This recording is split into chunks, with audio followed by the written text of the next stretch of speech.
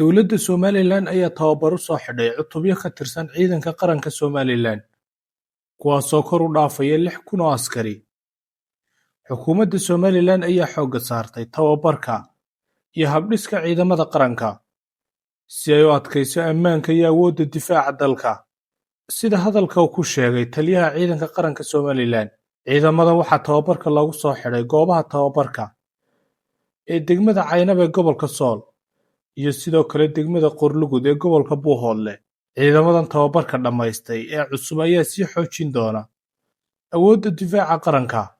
sugidda ammaanka xuduudaha Jamhuuriyadda Somalilan, iyo inay jawaab ku filan siiyaan cid kastoo khatar ku ah ammaanka dibadda iyo gudaha dalka. Sidoo kale waxaa jira arrimo kale oo qarsoon oo lagu soo kordhiyey ciidanka qaranka Somalilan, hadday tahay dhanka hubka iyo qaab dhismeedka iyo maamulka ciidanka qaranka oo wax weyn laga bedelay. Inkastoo xukuumadda Somalilan ay sheegtay inaanay cidna weerarayn ee ay nabad kula noolaanayso wadamada deriskeeda ay ka mid yihiin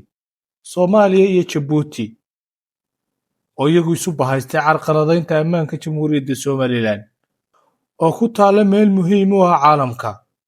ayay sababtay inay aqoonsiga ugu duugto dowladdii ugu horreysay